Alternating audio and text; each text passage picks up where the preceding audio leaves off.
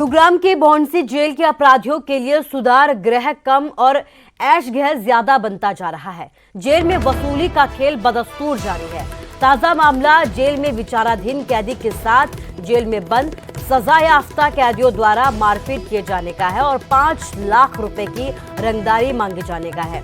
दिल्ली के रहने वाले आयुष फ्रॉड के मामले में गुरुग्राम की भौंडसी जेल में ये पूरा मामला विचाराधीन है। आरोप ये भी है कि जेल में बंद कुछ कैदियों ने आयुष से जेल में ही आरामदायक समय व्यतीत करने के नाम पर 5 लाख रुपए की मांग की।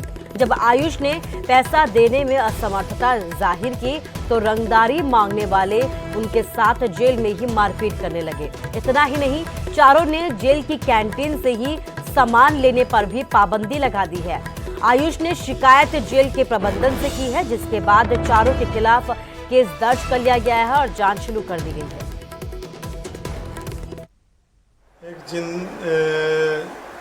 जिला जेल भौंडसी में एक विचाराधीन बंदी है जिसने ये शिकायत की थी कि दूसरे कुछ बंदियों ने उसको अंदर टॉर्चर किया और उससे पैसे की डिमांड की थी, जिसके संबंध में हमने केस रजिस्टर करके और इन्वेस्टिगेशन शुरू की है। इसके लिए जो भी जिम्मेदार लोग होंगे उनके खिलाफ एक्शन लिया। पंजाब के बाद हरियाणा में भी राजनीति गरमाने लगी है। केंद्रीय मंत्री भूपेंद्र यादव की यात्रा का जवाब राव इंद्रजीत सिंह रैली के जरिए देंगे। आज पटौदी में केंद्रीय मंत्री राव इंद्रजीत सिंह ने एक रैली भी करने की बात कही है। ये रैली शहीदों के सम्मान में आयोजित की जाएगी। राव इंद्रजीत सिंह की ये रैली भूपेंद्र यादव को केंद्र सरकार में कैबिनेट मंत्री बनाए रखे जाने के बाद एक शक्ति प्रदर्शन के तौर पर देखी जा रही है। इस रैली में प्रदेश भाजपा के अध्यक्ष ओम प्रकाश धनखड़ के साथ साथ कई सरकार के जो कैबिनेट मंत्री हैं वो भी शामिल होंगे। सांसद के शामिल होने की खबरें भी हैं और इससे लेकर अभी पूरी तरीके से तैयारी करने की बात कही जा रही है। हाल ही में केंद्रीय मंत्री भूपेंद्र सिंह यादव की दक्षिण हरियाणा में जो जन आशीर्वाद यात्रा निकली थी, उसको लेकर के राजनीतिक गलियारों में ये चर्चा थी कि भूपेंद्र सिंह यादव को कहीं ना कहीं राव इंद्रजीत सिंह के विकल्प के तौर पर भाजपा प्रोजेक्ट कर रही है। और ये बात शायद राव इंद्रजीत सिंह को भी पसंद नहीं आई और उन्होंने इस जन आशीर्वाद यात्रा से पूरी तरह से दूरी बना ली थी। लेकिन अब 23 तारीख को जो शहीदी दिवस के रूप में राव इंद्रजीत सिंह कहीं ना कहीं उस जन आशीर्वाद यात्रा का जवाब देने के लिए झज्जर जिले के पाटौदा में एक रैली कर रहे हैं। और इस रैली में राव इंद्रजीत सिंह ने अपने समर्थक, विधायकों, मंत्री और सांसदों को एक तरह से निमंत्रण दिया है, जो सब यहाँ पर पहुँचेंगे। और कहीं ना कहीं राव इंद्रजीत सिंह भाजपा को ये दिखाना चाहते हैं कि दक्षिण हरियाणा की राजनीति किसी भी राजनीतिक दल के नहीं बल्कि खुद राव इंद्रजीत सिंह के इर्द गिर्द घूमती है। और इसीलिए राव इंद्रजीत सिंह ने दक्षिण हरियाणा से बाहर निकल झज्जर जिले के ही जो दक्षिण हरियाणा से सटा हुआ हिस्सा है वहाँ पर इस रैली को रखा है। Dharmveer Sharma, news 18। World Coffee Day के मौके पर सीएम मनोहर लाल का एक अनोखा अंदाज देखने को मिला। सुबह मनोहर लाल अपने कैबिनेट सहयोगियों और विधायकों के साथ साइकिल चलाकर सचिवालय पहुंचे। उसके बाद शाम को काम खत्म करने के बाद ई बाइक में सवार होकर अपने आवास के लिए निकले। इस दौरान सीएम ने ये कहा कि लोगों को कम से कम कार का इस्तेमाल करना चाहिए।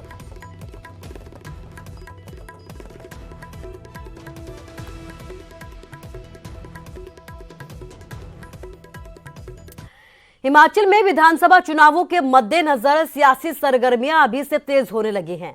इस बार हिमाचल के सियासी दंगल में आम आदमी पार्टी ने भी उतरने का ऐलान कर दिया है।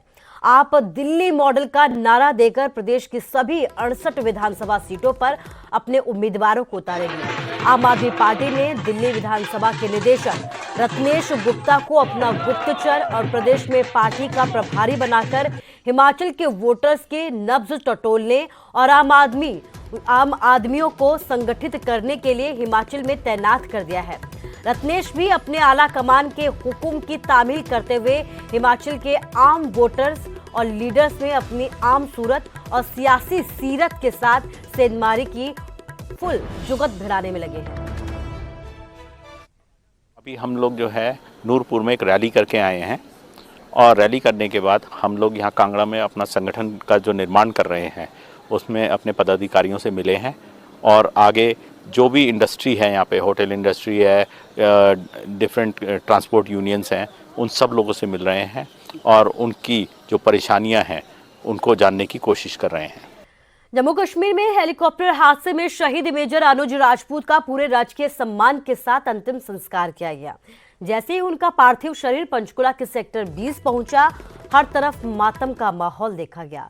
शहीद के माता पिता का रो रो कर बुरा हाल था।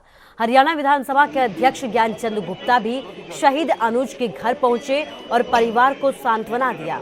आपको बता दें कि जम्मू कश्मीर के उधमपुर जिले में सेना का हेलीकॉप्टर दुर्घटनाग्रस्त हो गया था और इस हादसे में दोनों पायलट घायल हो गए थे। बाद में उन्हें सेना के अस्पताल में भर्ती करवाया गया, जहां उन्होंने दम तोड़ दिया।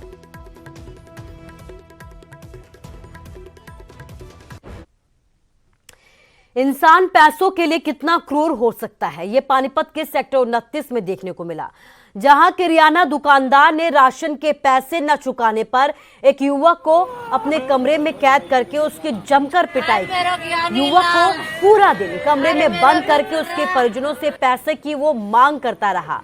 परिजनों ने दुकानदार को पैसे चुकाने की बात कही और बेटे को छोड़ने की गुहार लगाई, लेकिन जब दुकानदार ने युवक को नहीं छोड़ा तो उसने बंद कमरे में ही फांसी लगाकर खुदकुशी कर ली। वहीं परिजनों का रो रो कर बुरा हाल है। उत्तर प्रदेश के औरैया जिले के गांव रावपुर का रहने वाला 21 साल का राजवीर पानीपत में मजदूरी करता था। राजवीर और उसके साथी काम करने वाले युवकों को राशन के करीब 15,000 रुपए चुकाने थे, जिसे चुकाने में वो असमर्थ था। राजवीर की गारंटी पर ही किराना दुकानदार ने बाकी लोगों को राशन उधार में दिया, लेकिन पैसे नहीं चुकाने के कारण दुकानदार ने राजवीर को कमरे में बंद कर दिया और इसके बाद उसकी जमकर पिटाई की। ये फांसी पे लटका मिला था, जो नीचे पड़ा मिला तो इसको डेड हाउस में करवा दिया। आज इसके वारसन आए हैं, देखते हैं क्या कार्रवाई होती है। सर शिकायत क्या दी है इन्होंने? आरोप लगाए सर? अभी कोई आरोप नहीं आ रहे हैं इसके बाप पर। बाप आने के बाद ही, उसके बाप आने के बाद जो परिवार देंगे उस पे से आरोप लगते तो कार्रवाई होगी सर। जब ही चलेगा, जब ही आगे ये बयान देंगे। एक प्रोफेसर ने भरी क्लास में मर्यादा की सारी सीमाओं को लांघ दिया। एमबीबीएस की छात्राओं को ऐसी गंदी गंदी गालियां दी कि जिसे सुनकर कॉलेज के प्रबंधन का सिर भी शर्म से झुक गया। प्रबंधन ने तो प्रोफेसर को 1 हफ्ते की छुट्टी पर भेज दिया, लेकिन छात्राओं ने प्रोफेसर को अब बर्खास्त करने की मांग उठाई है। प्रोफेसर की गंदी बात, अश्लीलता की सारी हदें की पार, छात्राओं को दी गंदी गंदी गालियां। एमबीबीएस छात्राओं से गाली गलौज।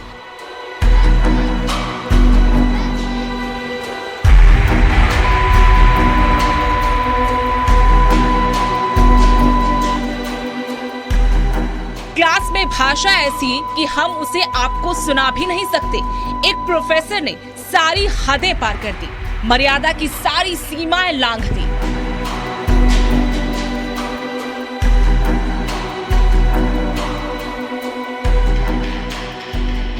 लेकिन अब एमबीबीएस छात्राओं ने प्रोफेसर के खिलाफ मोर्चा खोल दिया है। पूरा मामला गोहाना में भगत फूल सिंह महिला मेडिकल कॉलेज खानपुर का है, जहां प्रोफेसर की बर्खास्तगी की मांग को लेकर एमबीबीएस की छात्राओं ने आंदोलन शुरू कर दिया है।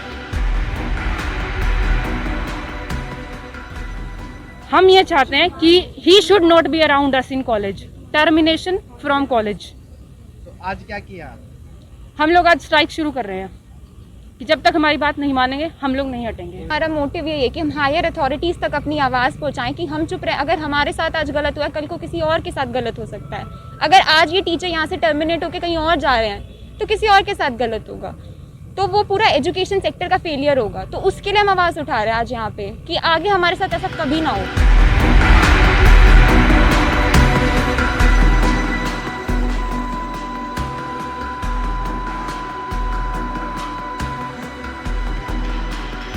भरी कक्षा में छात्राओं को गंदी गंदी गालियां देने वाले प्रोफेसर को फिलहाल 1 हफ्ते की छुट्टी पर भेज दिया गया है।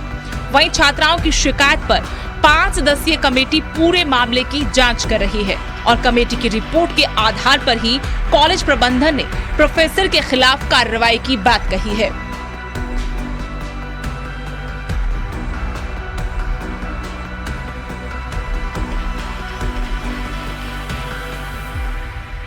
जो भी हुआ है वो एक्सेप्ट नहीं किया जा सकता किसी भी पैमाने पर। जो गाली गलौज किया गया है उसको किसी भी पैमाने पर एक्सेप्ट नहीं किया जा सकता। जो डॉक्टर साहब हैं उन्होंने जो ये गाली दिए थे उन्होंने माने हैं कि गलती हुई हमसे? हाँ जी, उन्होंने मानी। उन्होंने उस चीज़ के लिए माफ़ी भी मांगी कि गलती गुस्से में उन्होंने ये कर दिया था और ये जो हुआ है ये उचित नहीं है। और उनको फिर डिसिप्लिनरी एक्शन के साथ हमने ऊपर उस सारी रिपोर्ट को भेज दिया है और डॉक्टर साहब को हमने छुट्टी पर भेज दिया है।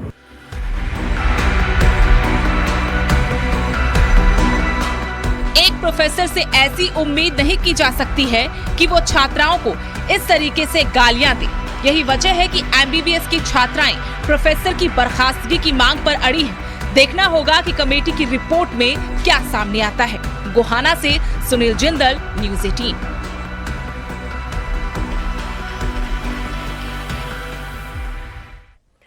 जरा सी बारिश और सड़कें तालाब बनती हुई नजर आई है। हरियाणा की नजारा आपको पानीपत का दिखाते हैं, जहां पर प्रशासन ने दावे बहुत किए थे कि जो बारिश यहां पर आएगी उसके बाद इस तरीके की तस्वीर दोबारा सामने नहीं आएगी। लेकिन तस्वीरें आपको फिर दिखाते हैं। पानीपत शहर की ये तस्वीरें हैं जहां पर सड़कों पर हर तरफ आप देख सकते हैं कि पानी ही पानी नजर आ रहा है। हालांकि बारिश से लोगों को गर्मी में थोड़ा राहत तो जरूर मिली है, लेकिन आप देख सकते हैं कि किस तरीके से यहाँ पर मुश्किलों का सामना लोगों को करना पड़ा। और आज